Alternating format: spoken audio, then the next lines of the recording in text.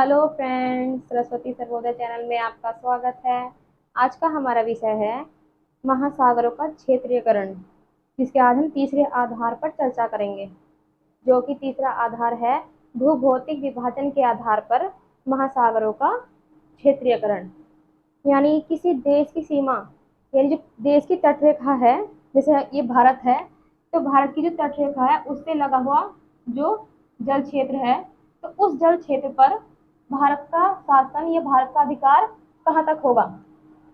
इसी जल क्षेत्र में जो जो संबंधित देश है, यानी कोई देश जिसकी जिसकी सीमा से यानी जिसकी तटों से कोई जल क्षेत्र लगा हुआ है, तो उस जल क्षेत्र में उस देश का जो अधिकार है वो किस सीमा तक होगा, कहाँ तक उस देश का अधिकार होगा।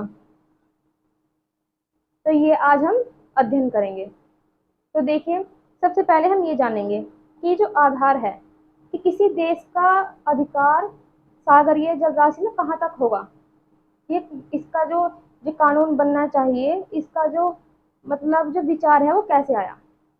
तो देखिए, जैसे ही द्वितीय विश्व युद्ध समाप्त हुआ और संयुक्त राष्ट्र संघ की स्थापना हुई, तो संयुक्त राष्ट्र संघ ने सोचा कि जैसे अभी दो देश में स्थलों को लेकर झगड़े होते रहते हैं, संघर्ष चलता रहता है, उसी प्रकार कि जलीय क्षेत्र में कहाँ तक किसका अधिकार होगा, इस पर भी विवाद हो सकते हैं। तो इसको सुलझाने के लिए जो संयुक्त राष्ट्र संघ है उसके तत्वावधान में एक कानून बनाया गया, जो कानून यह निश्चित करेगा कि किसी जल क्षेत्र में किसी राज्य का जो शासन है, किसी राज्य का अधिकार कहाँ तक होगा।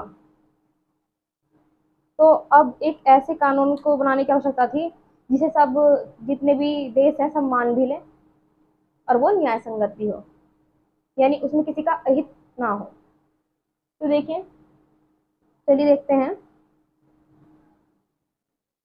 इसकी पृष्ठभूमि है द्वितीय विश्व युद्ध के पश्चात संयुक्त राष्ट्र संघ के तत्वावधान में कुछ विशिष्ट समुद्री नियम बनाए गए, जिसे अनक्लोज कहते हैं।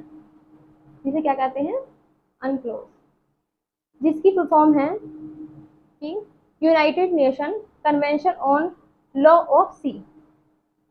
United Nation Convention on Law of Sea, जो कि 1982 में उसका ढांचा या फिर उसकी रूपरेखा बनकर तैयार हुई। 1982 में अनक्लोज की जो रूपरेखा थी, जो ढांचा था, वो बनकर तैयार हुआ। और फाइनली 1994 में जो संयुक्त राष्ट्र संघ के सदस्य देश थे, उन्होंने उसे मान लिया, उस पर हस्ताक्षर किए और उसे अपने देश में लागू कर लिया। तो चलिए देखते हैं अब कि जो ये अनक्लोज है, United Nation Convention on Law of Sea, इसके आधार पर किसी जल क्षेत्र पर किसी देश का शासन किस प्रकार होता है, कहाँ तक होता है। तो इसके कुछ आधार हैं, इस कानून के कुछ आधार हैं, जिनके आधार पर हम ये निर्धारित करते हैं कि किसी देश का उसके उसकी तट जो उसके सीमा है उससे लगे हुए जो जल राशियां हैं उन पर अधिकार किस प्रकार होगा, कहाँ तक होगा और किस मात्रा में होगा। आगे चलकर हम अध्ययन करेंगे तो हम पता लगेगा कि किसी देश का उससे संबंधित जल राशि पर कितनी सीमा पर कितनी मात्रा में अधिकार होता है। यानी जैसे जैसे जैसे जो जल राशि की दूरी है वो बढ़ती जाएगी, इन तट से दूरी बढ़ेगी, उसी प्रकार जो संबंधित देश है उसके थोड़े अधिकार घटते चले जाते हैं। चलिए देखते हैं कि जो जल राशि है उस पर संबंधित राष्ट्र का जो अधिकार है वो अनक्लोज द्वारा कैसे निर्धारित किया जाता है। तो देखिए, महासागरों का निम्न भागों में क्षेत्रीयकरण किया गया, यानी अनक्लोज के द्वारा जो महासागरीय जलराशियां थी उनका निम्न भागों में क्षेत्रीयकरण किया गया, यानी उन्हें निम्नलिखित जोन में बांटा गया। इसमें पहला है आंतरिक क्षेत्रीय जलमंडल। आंतरिक क्षेत्रीय जलमंडल जिसे इंग्लिश में कहते हैं इंटरनल वाटर जोन, आंतरिक क्षेत्रीय जलमंडल या इंटरनल वाटर जोन। नेक्स्ट है क्षेत्रीय जलमंडल यानी टेरिटोरियल वाटर जोन, क्षेत्रीय जलमंडल यानी टेरिटोरियल वाटर जोन। नेक्स्ट है समीपवर्ती जलमंडल, समीपवर्ती जलमंडल यानी कॉन्टिजियस जोन, कॉन्टिजियस जोन। और 4th नंबर पे है अनन्य आर्थिक क्षेत्र यानी एक्सक्लूसिव इकोनॉमिक जोन। और सबसे अंतिम है जिसके कई नाम हैं, जैसे खुला जल क्षेत्र, उच्च समुद्र, खुला समुद्र, हाई सीज या ओपन सी। तो यानी एक बार फिर से एक बार रिवाइज करते हैं कि सेकेंड वर्ल्ड वॉर के बाद यूएन का गठन हुआ, यूनाइटेड नेशन का। तो यूनाइटेड नेशन के तत्वावधान में यानी उनके अंडर में एक कानून बना। वो कानून क्यों बनाया गया? क्योंकि यूएन को ऐसा लगता था कि जो जल क्षेत्र है उसकी सीमा को लेकर किन्हीं देशों में विवाद हो सकता है और उस विवाद के कारण फिर से युद्ध होने की आशंका हो सकती है। तो इसलिए उसे पहले ही पहले उसे निर्धारित कर दिया जाए जिससे भविष्य में कोई विवाद खड़ा न हो। तो इसलिए अनक्लोज बनाया गया United Nation Convention on Law of Sea, और उसके आधार पर किसी जल क्षेत्र पर संबंधित राष्ट्र का जो अधिकार है वो कहाँ तक होगा और किस मात्रा में होगा, इसका निर्धारण किया गया। तो देखिए अब हम इन निर्धारों का, ये जो निर्धारण है, ये जो आधार हैं, इनका हम विस्तार पूर्वक अध्ययन करेंगे। तो आइए देखते हैं आंतरिक जल क्षेत्र या आंतरिक क्षेत्रीय जल किसे कहते हैं। तो देखिए आधार रेखा से तट रेखा के मध्य जो जल भरा होता है उसे क्या कहते हैं? आंतरिक क्षेत्रीय जल। यानी सबसे पहले हम समझेंगे, इसमें 2 शब्द आए हैं, आधार रेखा और तट रेखा। तो सबसे पहले हम इन्हें समझेंगे। तो देखिए तट रेखा किसे कहते हैं? तो किसी भूखंड के टेढ़े मेढ़े कटे फटे समुद्री तटों को मिलाने वाली काल्पनिक रेखा। यानी कोई भूखंड है, उसका कटा फटा टेढ़ा मेढ़ा तट है, यदि उस तट को हम किसी काल्पनिक रेखा से बना दें या काल्पनिक रेखा से मिला दें। फिर से ध्यान दीजिए, कोई भूखंड है, स्थलखंड, उसके कटे फटे या टेढ़े मेढ़े तटों को यदि हम किसी काल्पनिक रेखा से मिला दें तो क्या कहलाता है? तट रेखा। जैसे कि यहाँ पे दिख रहा है, ये भारत की तट रेखा है जो थोड़ी कटी फटी टेढ़ी मेढ़ी होती है, कहीं से कट भी होंगे और ये टेढ़ी मेढ़ी होती है। यानी कोई भूखंड है समुद्र से संलग्न, यानी समुद्र से लगा हुआ कोई भूखंड जिसका कटा फटा, सभी तट कटे फटे और टेढ़े मेढ़े होते हैं, यदि उन कटे फटे टेढ़े मेढ़े इन तटों को हम किसी काल्पनिक रेखा से मिला दें तो क्या कहलाता है? तट रेखा। यानी कटे फटे तट थे, उन्हें हमने काल्पनिक रेखा से मिला दिया तो वो क्या बना? तट रेखा। अब अगला है आधार रेखा।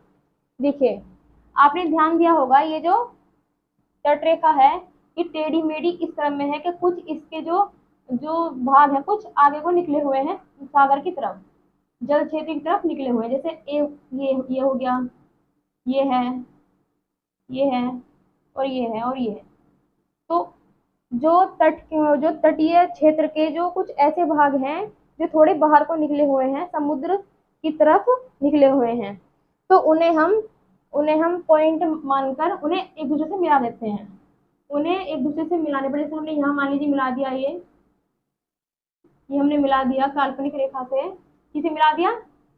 जो तट रेखा के जो बाहरी हिस्से हैं उन्हें हमने पॉइंट मानकर उन्हें काल्पनिक रेखा से मिला दिया, तो वो क्या कहलाता है? वो आधार रेखा।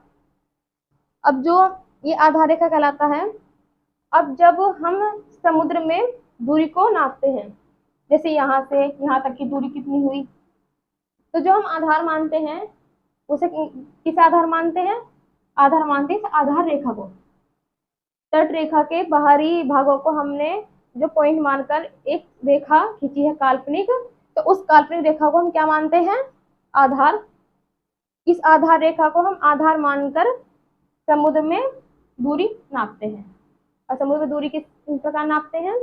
नॉटिकल माइल में, यानी समुद्री मील, जिसकी मात्रा है, यानी 1 नॉटिकल माइल इक्वल टू कितना? 1.85 किलोमीटर, यानी एक समुद्री मील में लगभग 1.85 किलोमीटर होते हैं। तो हम नॉटिकल माइल में समुद्र की दूरी को मापते हैं। तो देखिए, अब हम आंतरिक जलीय क्षेत्र या आंतरिक क्षेत्रीय जल की विशेषताएं देखते हैं। तो आंतरिक क्षेत्रीय जल, इंटरनल वाटर जोन, आधार रेखा तथा तट रेखा के मध्य अवस्थित सागरीय जल। अब देखिए, ये कटा फटा तट था, इसे और इसके बाहरी भाग को हमने पॉइंट मान के उसे काल्पनिक रेखा से मिला दिया। अब हमने मिला दिया, लेकिन इसके आप देख रहे हैं इसके बीच में कुछ जल रह गया है। आधार रेखा और तट रेखा के मध्य जो ये जल की मात्रा है, इसे हम क्या कहते हैं? आंतरिक जलीय क्षेत्र या आंतरिक क्षेत्रीय जल। देखिए, हिंदी में कई नाम होते हैं किसी भी, जैसे इसमें हिंदी में इसे कई नाम से हम बुला सकते हैं, लेकिन इंग्लिश में इसका एक ही नाम है, इंटरनल वाटर जोन। तो देखिए, आधार रेखा तथा तट रेखा के मध्य अवस्थित सागरीय जल क्षेत्र को हम क्या कहते हैं? आंतरिक क्षेत्रीय जल। देखिए, इस पर जो संबंधित राष्ट्र है उसका पूर्ण रूप से अधिकार होता है। जैसे अब भारत सरकार है, तो भारत सरकार जिस प्रकार यहाँ पे शासन कर रही है, पूरे देश में स्थल खंड में जिस प्रकार शासन कर रही है, उसी प्रकार यहाँ भी शासन करेगी। यानी जितना अधिकार भारत सरकार का यहाँ पर है, उतना ही अधिकार यहाँ है। जितना अधिकार उसका स्थलीय क्षेत्र पर होता है, उतना ही अधिकार सरकार का, जो संबंधित राष्ट्रीय सरकार है, उतना ही अधिकार उसका आंतरिक क्षेत्रीय जल पर होता है। ठीक है। इसके अंतर्गत समुद्री लैगून, झील, नदियों के मुहाने, पश्च जल यानी बैक वाटर इत्यादि आते हैं। तो देखिए, इसमें 3 शब्द आए हैं, समुद्री लैगून, झील। सोचिए कि देखिए, ये कटा फटा तट है, अब इसमें समुद्र है की धाराएं हैं। अब मान लीजिए समुद्र में कुछ अवसाद समुद्र में यहाँ इकट्ठा हो गए, या फिर प्रवाल भित्तियां यहाँ इकट्ठा हो गई। तो देखिए, यहाँ पर क्या हो जाएगा? ये एक जलीय क्षेत्र हो जाएगा, जो कि जिसका पानी तो खारा होगा। यहाँ पर एक झील टाइप में बन जाएगी, जिसका पानी कैसा होगा? खारा, समुद्रीय जल होगा इसमें। तो ये क्या कहलाती है? ये कहलाती है लैगून, झील। अब देखिए, अगला है नदियों के मुहाने, यानी नदियां, जैसे गंगा आती है यहाँ से और आके यहाँ अपना विसर्जन करती है। गंगा यहाँ पे अपना मुहाना बनाती है। ये सुंदरबन डेल्टा है, तो वहां पे उसने अपना मुहाना बनाया। तो जो नदियों के मुहाने होते हैं वो कहाँ होते हैं? वो भी यही होते हैं, आंतरिक क्षेत्रीय जल में होते हैं। अगला है पश्च जल। तो देखिए, मान लीजिए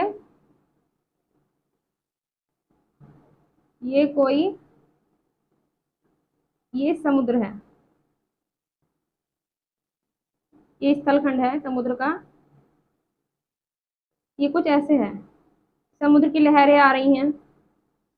अब कोई जैसे उच्च ज्वार आया, और उच्च ज्वार के आने से जो जलधाराएं थी, वो इस जो ये ऊंचा सा भूखंड है, इसे पार करके इधर चली गई और यहाँ पे जल एकत्र हो गया। अब आपने देखा होगा, जैसे समुद्र से लहरें आती हैं, वो फिर वापस भी उसी मात्रा में चली जाती हैं। लेकिन यहाँ पर क्या हुआ?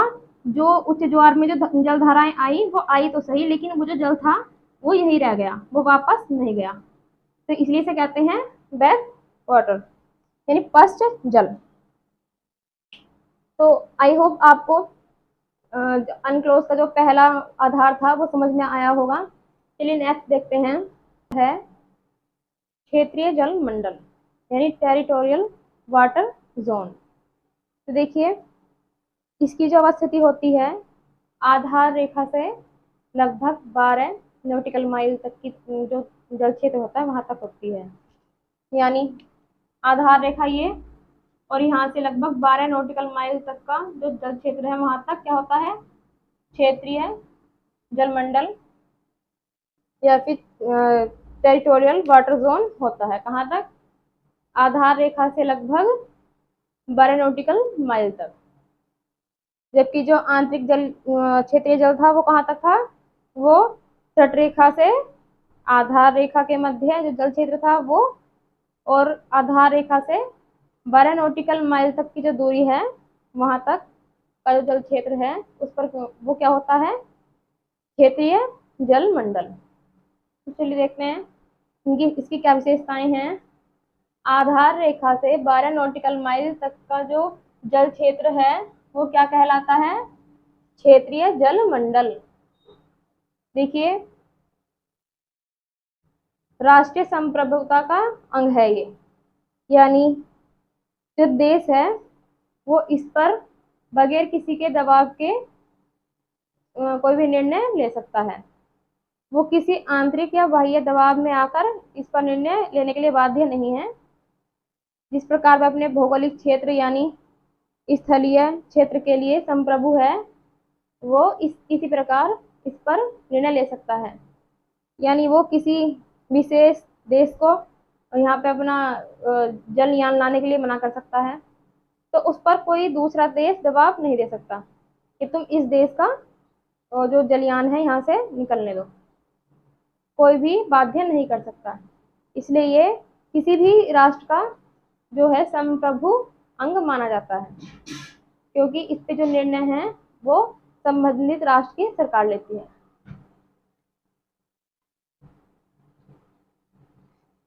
नेक्स्ट, संबंधित राष्ट्र जो है यानी ये क्षेत्र है जिस भी राष्ट्र से संबंधित है उस वो जो संबंधित राष्ट्र है यहाँ पर आर्थिक क्रियाओं से लेकर जल यातायात, सैन्य युद्धाभ्यास आदि कर सकता है।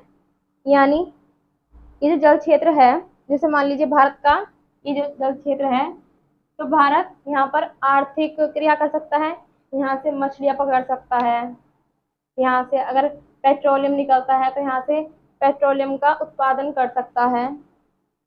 और जैसे किसी को यहाँ से अपना जलयान लेकर जाना है तो उसे अनुमति दे सकता है, उसे अनुमति नहीं भी दे सकता है।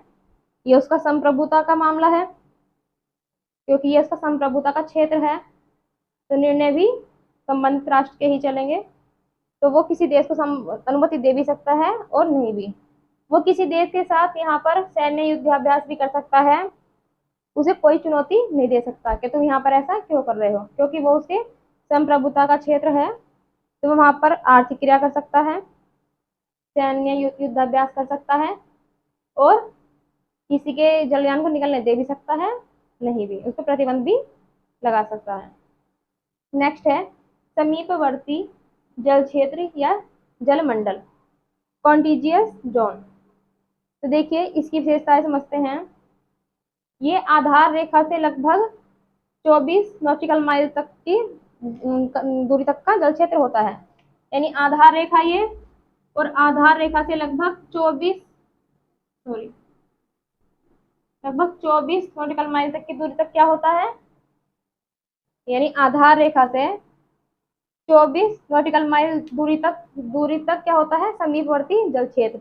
या दूसरे शब्दों में कहें कि क्षेत्रीय जलमंडल से, यानी यहाँ से क्षेत्रीय जलमंडल से और जो अगले 12 नॉटिकल माइल हैं, कितने, 12 नॉटिकल माइल। अगर आप आधार रेखा को आधार मानते हैं तो 24 नॉटिकल माइल दूरी तक, और यदि आप क्षेत्रीय जलमंडल, और यदि आप क्षेत्रीय जलमंडल को आधार मानते हैं तो अगले 12 नॉटिकल माइल तक किसकी अवस्थिति होती है, कॉन्टिजियस जोन या समीपवर्ती जलमंडल की अवस्थिति होती है। तो देखिए इसकी विशेषताएं, ये जो है इससे संबंधित जो राष्ट्र है वो यहाँ पर आर्थिक और सामरिक अधिकारिता रखता है, यानी वो सारी आर्थिक क्रियाएं कर सकता है यहाँ पर, और वो यहाँ पे रक्षा प्रतिरक्षा के लिए यहाँ पे रक्षा प्रतिरक्षा कर सकता है अपनी। लेकिन यहाँ पे एक शर्त है कि वो यहाँ पर स्थायी रूप से जो नौसैनिक अड्डे हैं वो नहीं बना सकता, यानी वो अपनी जो नेवी है उसके यहाँ पे स्थायी रूप से अड्डे नहीं बना सकता। जो जो उसकी नेवी है वो यहाँ पर अपने अड्डे बनाएगी और यहाँ से यहाँ तक का निगरानी करेगी, वो दूर से ही देखकर समीपवर्ती जलमंडल की निगरानी करेगी। यदि उसे कोई विदेशी कोई जहाज अगर अपने समीपवर्ती जलमंडल में दिखाई देता है तो वह उसका पीछा कर सकता है, उसे खदेड़ भी सकता है, उसे घेर कर उससे जानकारी मांग सकता है। तो ये इसका यहाँ पर ये अधिकार है। ये किसी विदेशी जलयान का यहाँ पर जो ये पीछा कर सकता है, इसलिए इसे हॉट परसुएट जोन भी कहते हैं। किसे? कॉन्टीजियस जोन को क्या कहते हैं? Hot pursuit zone. तो देखिए क्षेत्रीय जलमंडल किसे कहते हैं? आधार रेखा से लगभग 12 नॉटिकल माइल दूरी तक का जल क्षेत्र, जहां पर राष्ट्रीय संप्रभुता जो संबंधित राष्ट्र है उसकी संप्रभुता का अंग होता है, और ये यहाँ पर आर्थिक क्रियाएं, जल यातायात और सैन्य युद्धाभ्यास कर सकता है। जबकि जो समीपवर्ती जलमंडल है ये आधार रेखा से लगभग 24 नॉटिकल माइल तक की दूरी का जल क्षेत्र होता है, और यहाँ पर जो संबंधित राष्ट्र है वो केवल सामरिक और आर्थिक उसकी अधिकारिता होती है, और जबकि वो यहाँ पर स्थायी नौसैनिक अड्डे नहीं बना सकता, वो केवल क्षेत्रीय जलमंडल की सीमा में रहकर ही समीपवर्ती जलमंडल की निगरानी कर सकता है। यदि कोई विदेशी जलयान यहाँ पर दिखाई देता है, कुछ सामरिक गतिविधि के तौर पर करता दिखाई देता है, तो ये उसे खदेड़ सकते हैं या उसे घेर सकते हैं, उससे संपूर्ण जानकारी निकाल सकते हैं। तो हमारा नेक्स्ट पॉइंट है अनन्य आर्थिक क्षेत्र, यानी एक्सक्लूसिव इकोनॉमिक जोन। अनन्य आर्थिक क्षेत्र या एक्सक्लूसिव इकोनॉमिक जोन। तो देखिए इसकी अवस्थिति कहाँ से कहाँ तक होती है? आधार रेखा से लगभग 200 नॉटिकल माइल की दूरी तक का जो जल क्षेत्र होता है वो किसके अंतर्गत आता है? अनन्य आर्थिक क्षेत्र। यानी तट रेखा से लेकर आधार रेखा के जो मध्य है, जो जल भरा हुआ है, उसे क्या कहते हैं? आंतरिक क्षेत्रीय जल। जबकि आधार रेखा से 12 नॉटिकल माइल तक की दूरी का जो क्षेत्र था वो था क्षेत्रीय जलमंडल। नेक्स्ट, आधार रेखा से 24 नॉटिकल माइल तक की दूरी का जो जल क्षेत्र था वो था समीपवर्ती जल क्षेत्र। जबकि अब है जो हम अब पढ़ रहे हैं वो है आधार रेखा से लगभग 200 नॉटिकल माइल तक की दूरी का जल क्षेत्र किसके अंतर्गत आता है? अनन्य जल क्षेत्र या अनन्य आर्थिक क्षेत्र। तो देखिए जैसा कि आधार रेखा से लगभग 200 नॉटिकल माइल तक की दूरी का क्षेत्र होता है, ये यहाँ पे जो संबंधित राष्ट्र है वो आर्थिक एवं पर्यावरणीय सुरक्षा की अधिकारिता रखता है। यानी जैसे यहाँ पर कोई पेट्रोलियम पाया गया वो किसके अधिकार में आएगा? भारत के। लेकिन जो भारत यहाँ पर आर्थिक गतिविधि कर रहा है तो उससे जो समुद्र की पर्यावरणीय जो समुद्र का पर्यावरण है उसे कोई क्षति तो नहीं हो रही। तो इसका ध्यान किसे रखना होगा? इसका ध्यान भारत सरकार को रखना होगा। अगर यहाँ पर कोई पर्यावरणीय क्षति पाई जाती है तो उसकी जवाबदेही कौन देगा? भारत सरकार। यानी जो इस क्षेत्र में जो आर्थिक क्रियाएं हैं वो तो जो संबंधित राष्ट्र है वो कर ही सकता है, लेकिन जो पर्यावरणीय सुरक्षा की दृष्टि से जो प्रश्न होंगे वो भी संबंधित राष्ट्र से ही किए जाएंगे। यानी ये जो पर्यावरणीय सुरक्षा है ये किसके अधिकार में है? संबंधित राष्ट्र के अधिकार में।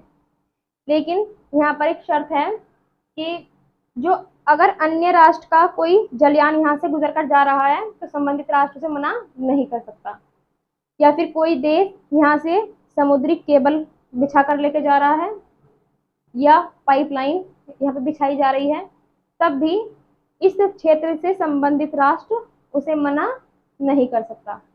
यानी यहाँ पे बस क्या विशेषताएं हैं कि जो संबंधित राष्ट्र है वो यहाँ पर आर्थिक एवं पर्यावरणीय सुरक्षा की अधिकारिता रखता है, लेकिन यदि इस क्षेत्र से कोई विदेशी किसी और देश का जलयान यानी जहाज निकल के जाता है तो उसे संबंधित राष्ट्र मना नहीं कर सकता।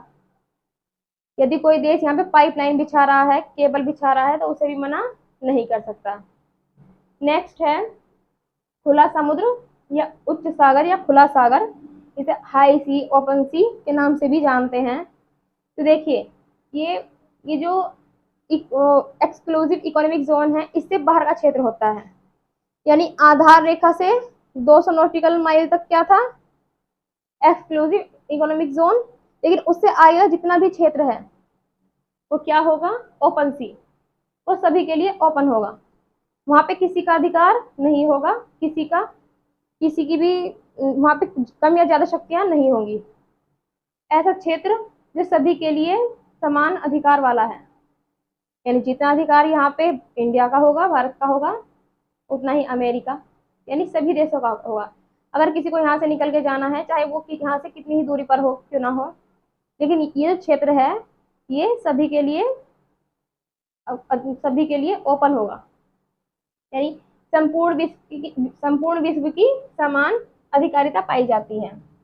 यानी ये जो क्षेत्र है संपूर्ण विश्व के लिए एक समान है। तो आई होप आपको आज की हमारी क्लास पसंद आई होगी, लेकिन इसमें एक सोच वाली बात और थी, जैसे कि हमने कह तो दिया कि यहाँ से 12 नॉटिकल माइल तक, यहाँ से 24 नॉटिकल माइल तक, लेकिन यहाँ पे श्रीलंका भी तो है। अब 12 नॉटिकल माइल इसे भी चाहिए, 12 नॉटिकल माइल हमें भी चाहिए, क्योंकि समुद्र जो जल क्षेत्र है वो हमारी सीमा से भी लग रहा है, इसकी जल सीमा से भी लग रहा है, इसके तटों से। तो फिर इस चीज का जो समाधान है वो किस प्रकार होगा, यदि दो जो देश हैं उनके बीच लगभग 12 नॉटिकल माइल की दूरी है ही नहीं, वो पास पास में ही है, तो वहां पर कैसे होगा बंटवारा। और दूसरी बात ये कि जितने भी हमने ये जोन बताए हैं, अगर मान लीजिए गलती से इसमें कोई जलयान आ भी गया तो उसके साथ कैसा व्यवहार होगा, या फिर मान लीजिए वो यहाँ पर है और उसका जो ईंधन है वो खत्म होने वाला है, उसका ईंधन खत्म होने वाला है, तो अब वो अपनी जान बचाने के लिए जाएगा। अब वो यहाँ पे जाना चाहता है, भारत में जाना चाहता है अपना ईंधन भरवाने के लिए, वो किन शर्तों पर जाएगा। अगर आपको इन सवालों के जवाब जानने हैं तो हमारे चैनल को सब्सक्राइब कीजिए, ताकि जो हम नेक्स्ट वीडियो में ये जानकारी देंगे तो वो जानकारी आप तक जरूर पहुंच सके। वीडियो बढ़िया लगी हो तो वीडियो को लाइक करें और शेयर करें और चैनल को सब्सक्राइब करें। Thank you.